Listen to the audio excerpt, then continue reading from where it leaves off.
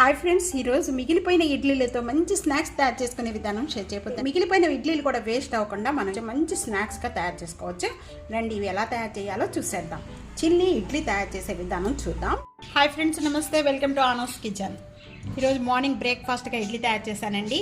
మిగిలిపోయిన ఇడ్లీలతోనే మనం ఈరోజు మంచి స్నాక్స్ తయారు చేసే విధానం చూద్దాం.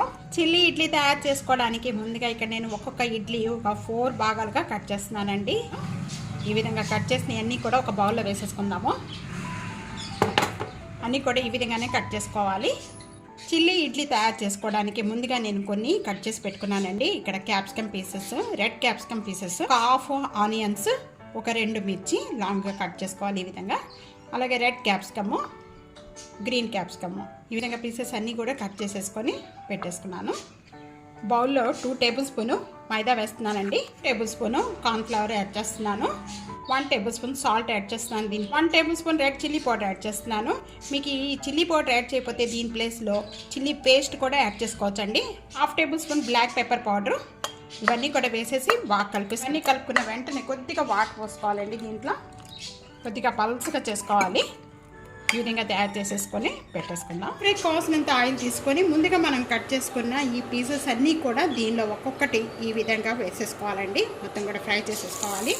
హై ఫ్లేమ్లోనే పెట్టుకొని ఫ్రై చేసుకోవాలి. మొత్తం కూడా బాగా కాగిన ఆయిల్లోనే వేసుకోవాలి.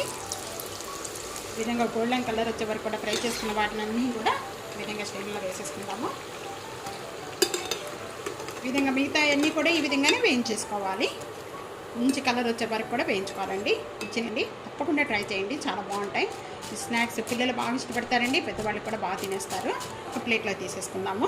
వేయించుకున్న ఇడ్లీ పీసెస్ అన్నీ కూడా మళ్ళీ వేసి మళ్ళీ 2 సార్లు వేయించుకోవాలండి. మొత్తం వేయించుకుంటే చాలా క్రిస్పీగా చాలా బాగుంటాయి తినేటప్పుడు. మనం ఇలా 2 టైమ్స్గా వేయించుకున్న ఇడ్లీ పీసెస్ అన్నీ కూడా ఒక బౌల్లో తీసేసుకుందాం. 2 సార్లుగా వేయించుకున్న పీసెస్ అన్నీ కూడా ఈ కలర్ వచ్చే వరకు కూడా సైడ్ పెట్టేసుకుందాం. చిల్లీ ఇడ్లీ తయారు చేసుకోవడానికి వేరొక ప్యాన్లో 3 టేబుల్ స్పూన్ ఆయిల్ యాడ్ చేస్తున్నానండి. ఆయిల్ బాగా కాగిన వెంటనే ఒక 2 లేక 3 వెల్లుల్లిపాయ రెబ్బలు ఇలా చిన్న చిన్న పీసెస్ కట్ చేసుకోవాలి. అలాగే అల్లము కొద్దిగా, ఈ 2 కూడా వేసేసుకోవాలి. బాగా వేయించుకోవాలండి. అలాగే ముందుగా మనం కట్ చేసుకున్న ఈ పీసెస్ అన్నీ కూడా యాడ్ చేసేస్తున్నాము. బాగా వేయించుకోని అవసరం లేదండి, లైట్గా వేయించుకుంటే చాలు. ఇవన్నీ ఇలా వేగుతూ ఉండగానే ఒక 1/2 టేబుల్ స్పూను కాలిమిర్చి, మిరియాల పౌడర్ వేసుకోవాలి. ఇవన్నీ కూడా వేయించేటప్పుడు లో ఫ్లేమ్లో పెట్టుకొని వేయించుకోవాలండి. ఇక్కడ 1 tablespoon soya sauce add చేస్తున్నాను. 1 tablespoon chilli sauce, 1 tablespoon vinegar, 1 tablespoon red chilli sauce, 1 tablespoon tomato ketchup, ఇవన్నీ కూడా వేసుకొని వేయించుకోవాలి. అవసరం వెంటనే ఇక్కడ 1/2 టేబుల్ స్పూను ఇక్కడ కార్న్ఫ్లవర్ వేసిన వాటరు 1/2 టేబుల్ స్పూన్ కార్న్ఫ్లవర్ వేసి ఈ విధంగా వేస్తే కొద్దిగా చిక్కగా ఉంటుందండి. వేయటం వల్ల చాలా టేస్ట్ వస్తుంది. ఇలానే 1/2 టేబుల్ స్పూను సాల్ట్ యాడ్ చేస్తున్నాను. సాల్ట్ యాడ్ చేసిన వెంటనే కూడా ఇవన్నీ కలిపేసుకుందాం. ఇక్కడ కార్న్ఫ్లవర్ వాటర్ వేసిన వెంటనే కొద్దిగా చిక్కబడుతుందండి. ఈ లిక్విడ్ అంతా కూడా ఇలా చిక్కపడిపోయిన వెంటనే కూడా ముందుగా మనం వేయించుకున్న ఈ ఇడ్లీ పీసెస్ అన్నీ కూడా వేసేసుకోవాలి. ఇవన్నీ 2 మినిట్స్ వరకు వీటన్నిటిని బాగా వేయించుకోవాలండి. హై ఫ్లేమ్లో పెట్టుకొని వేయించుకోవాలి. స్ప్రింగ్ ఆనియన్స్ ఉంటే స్ప్రింగ్ ఆనియన్స్ వేసుకోవచ్చండి, చాలా బాగుంటుంది. చిల్లీ ఇడ్లీ రెడీ అయిపోయింది. ఒక సర్వింగ్ ప్లేట్లో తీసేసుకుందామండి. ఇదే విధంగా ఒకసారి ట్రై చేసి మీకు ఎలా ఉందనేది కామెంట్స్లో తెలియజేయండి. ఫ్యామిలీతో ఎంజాయ్ చేయండి. సబ్స్క్రైబ్ చేసుకోవడం అస్సలు మర్చిపోవద్దు. Thank you for watching. Hi friends, ఈరోజు మిగిలిపోయిన ఇడ్లీలతో మంచి స్నాక్స్ ఐటమ్ చేసుకోవచ్చండి. ఇది టీ టైమ్ స్నాక్స్గా తీసుకోవచ్చు, పిల్లలకి లంచ్ బాక్స్లో తీసుకోవచ్చు.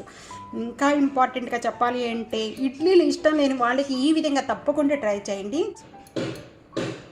ఫస్ట్గా ఇడ్లీలు తయారు చేస్తూ ఉంటాము, అప్పుడప్పుడు కూడా మిగిలిపోతూ ఉంటాయండి ఇడ్లీలు. అలా మిగిలిపోయిన ఇడ్లీలతో మంచి స్నాక్స్ ఐటమ్ చేసుకోవచ్చు. అవి ఎలా తయారు చేయాలో చూసేద్దాం ఈరోజు. రండి, ఇడ్లీని 4 పీసెస్గా కట్ చేస్తున్నాను.